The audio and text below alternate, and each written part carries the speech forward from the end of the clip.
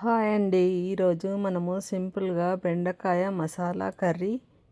బెండకాయలను నీటిలో శుభ్రంగా కడిగి మంచి క్లాత్తో శుభ్రంగా తుడుచుకొని వాటి తల తోక కట్ చేసి ఇదిగో ఇలా కాట్లు పెట్టుకోవాలి.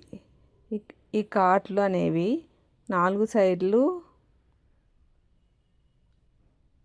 నేను చూపించిన విధంగా పెట్టుకోవాలి. చూడండి నేను ఎలా పెడుతున్నాను. ఇదిగోండి ఈ రకంగా పెట్టుకోవాలి. అలా అన్ని బెండకాయలు పెట్టుకొని రెడీ చేసి 3 టమాటాలు కూడా కట్ చేసుకొని రెడీగా పెట్టుకోవాలి. ఒక ప్లేట్లో ఒక బాండీ తీసుకొని దాంట్లో ఆయిల్ పోసుకొని, ఆయిల్ ఎక్కువ పోసుకోవాలి. తర్వాత దాంట్లో బెండకాయలు వేసుకొని, బెండకాయలు మెల్లిగా వేసుకోండి, మీద చెమ్ముతాయి ఆయిల్. సో ఇలా మెల్లిమెల్లిగా బెండకాయలు వేసుకొని అన్నీ వేసాక బాగా కలుపుకోవాలి. బాగా కలుపుకున్నాక ఫ్రై అవుతాయి. ఫ్రై అయిన బెండకాయలను ఒక ప్లేట్లోకి తీసుకొని వాటిని ఒక పక్కకు పెట్టుకోవాలి.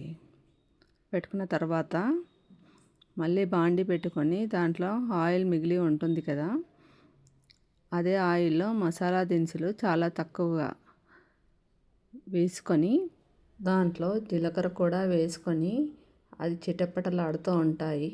బాగా ఫ్రై అయిన తర్వాత దాంట్లో కరివేపాకు కూడా వేసేసుకొని ఎక్కువ మోతాదులో కట్ చేసుకున్న పచ్చిమిర్చి కూడా వేసుకొని ఫ్రై చేసుకొని తర్వాత ఆనియన్స్ కూడా వేసేసుకొని కలుపుకుంటూ ఉండాలి.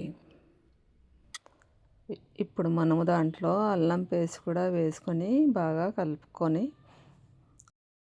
ఈ ఆనియన్స్ పచ్చిమిర్చి సగం ఫ్రై అయిన తర్వాత మనము దాంట్లో కట్ చేసి పెట్టుకున్న టమాటా ముక్కల్ని కూడా వేసుకొని దాన్ని బాగా కలుపుకోవాలి.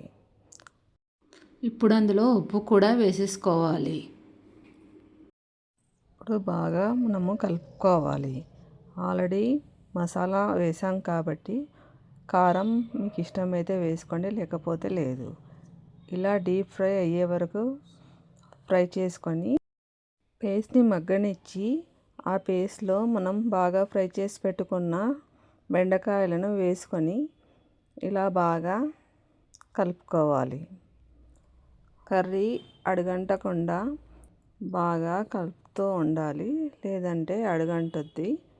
మా కర్రీ కనుక మీకు నచ్చినట్లయితే ప్లీజ్ లైక్ చేసి సబ్స్క్రైబ్ చేసుకోండి మా ఛానల్ని. చూడండి ఇలా మేము కారం ఎక్కువ తింటాం కాబట్టి మళ్ళీ కొంచెం కారం వేసుకున్నాను. చూడండి వేసుకొని బాగా కలుపుకున్నాను. ఇలా కలిపితే అడగంటదు అంతే.